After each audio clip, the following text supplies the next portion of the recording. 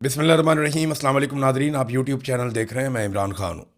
Nadreen, आपको याद होगा इमरान खान ने एक स्टेटमेंट दिया था और उन्होंने कहा था कि अगर मैं अकेला भी रह गया तो मैं लड़ूंगा, मैं आखिरी सांस तक लड़ूंगा। इस लड़ाई में अगर मैं अकेला बच गया तो फिर भी मैं मुकाबला करूंगा, मैं पीछे नहीं हटूंगा।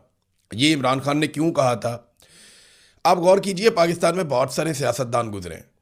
ये बात कभी आपने बेनज़ीर भुट्टो के मुंह से नहीं सुनी, जरदारी के मुंह से नहीं सुनी, नवाज शरीफ के मुंह से नहीं सुनी, क्योंकि उन सब की लड़ाई सियासी थी। वो सारे ये जानते थे कि पब्लिक उनके साथ होगी तो वो लड़ाई लड़ेंगे। इमरान खान की जो लड़ाई है वो एक बड़े मकसद के लिए है। और इमरान खान ने ये पहले कहा था कि मैं अकेला भी रह गया तो मैं लड़ूंगा, और वो साबित कर रहा है।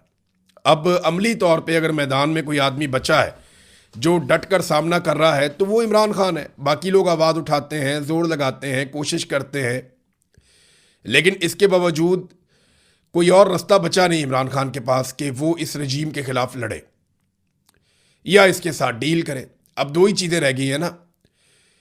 इमरान खान के बाहर आने का कोई तीसरा रास्ता तो है नहीं। या तो डील की जाए इसी एस्टेब्लिशमेंट के साथ, या फिर इमरान खान साहब इस एस्टेब्लिशमेंट को शिकस्त दे दें और डटे रहे, खड़े रहे इस एस्टेब्लिशमेंट के खिलाफ।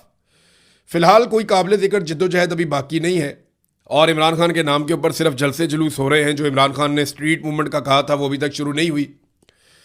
सुहेल अफरीदी भी अब उसी तरह की तनकीद की जद में आ गए हैं जैसी तनकीद अली अमीन गंडापुर पे शुरू हुई थी गुज़िश्ता साल। बस उसी तरह के हालात अब सुहेल अफरीदी के भी होते चले जा रहे हैं और वो बहुत तेज़ी से उस तरफ बढ़ रहे हैं, क्योंकि स्ट्रीट मूवमेंट में इमरान खान साहब ने जो हुक्म दिया था उस पर अमल दरामद नहीं हुआ और वो कोई भी तहरीक शुरू करने में कामयाब नहीं हुए। और उनके पास सबसे आसान तरीका यह है कि वो कह देते हैं कि तहरीक तहफ़्फ़ुज़ आईन पाकिस्तान से जाकर मिलो, उनसे पूछो क्या करना है, हम तो जनाब उनके इशारे का इंतज़ार कर रहे हैं।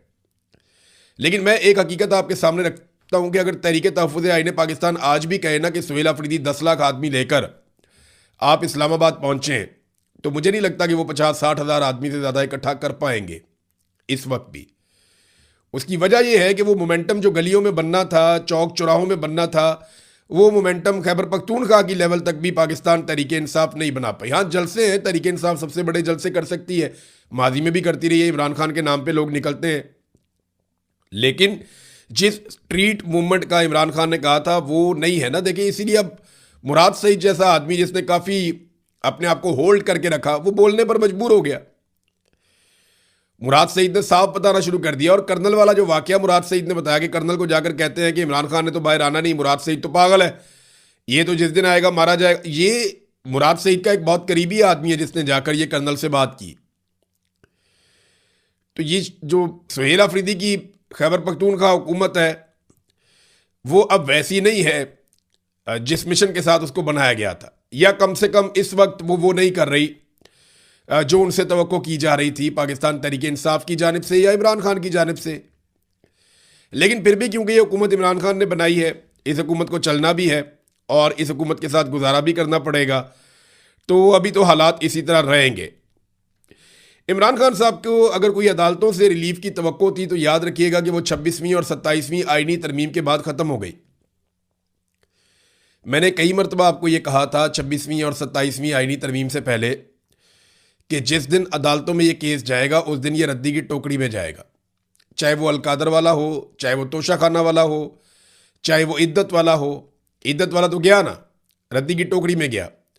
साइफर वाला भी गया, रद्दी की टोकरी में गया।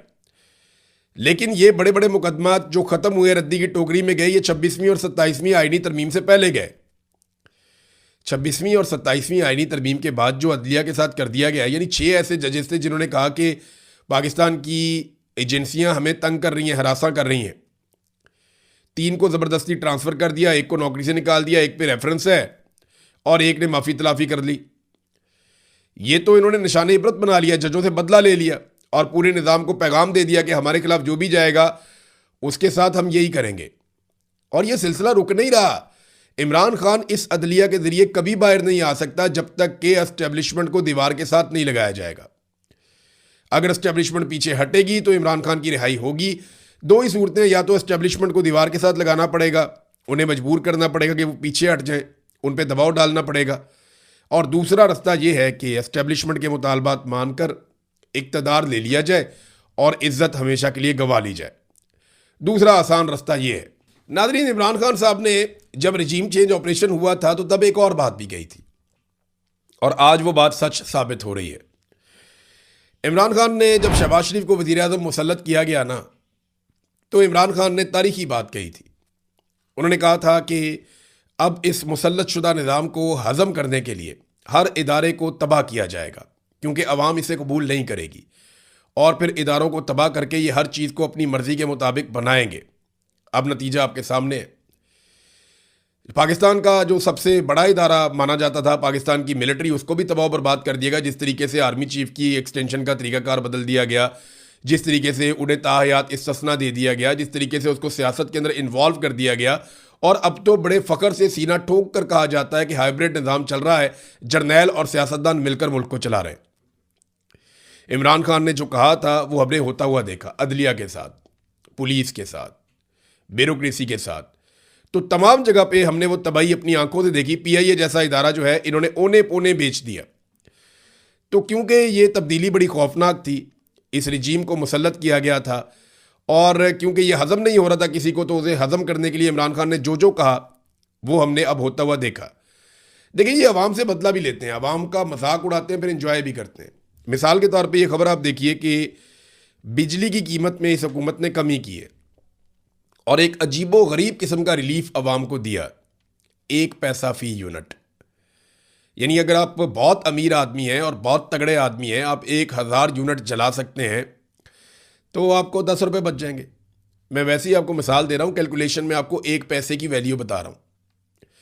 अगर आप 200 यूनिट बिजली इस्तेमाल करते हैं, जो नॉर्मली सार्फिन की बहुत बड़ी तादाद करती है, तो आपके बिजली के बिल के अंदर जो बचत होगी वो 2 रुपये की होगी। आप यहां से अंदाज़ा कीजिए कि इन्होंने कई गुना बिजली की कीमतें बढ़ाई और जब आवाम को रिलीफ देने का वक्त आया तो 1 पैसे का रिलीफ इन्होंने आवाम को दिया। ये आवाम का मजाक उड़ाते हैं, उनसे बदला ले रहे हैं इस बात का कि आवाम ने इन्हें वोट क्यों नहीं दिए, और रोज़ाना की बुनियाद पर ये आवाम से बदला लेते हैं। मरीम नवाज ने कल एक दावा किया, बहुत अजीबोगरीब किस्म का दावा कर दिया जी मैं तनख्वाह नहीं लेती।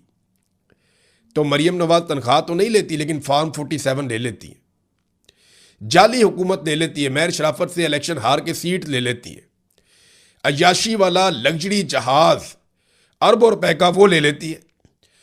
मरीम नवाज हर दिन करोड़ों रुपए का प्रोटोकॉल ले लेती है, गरीबों और मस्कीनों की बद्दुआएं ले लेती है, सरकारी खर्च पर बैरूनी मुल्क जाते हुए अपनी फैमिली, बेटी, दामाद, बेटी की सहेली और नौकरानियां और मेकअप वालियों को भी साथ ले लेती है, बस तनख्वाह नहीं लेती।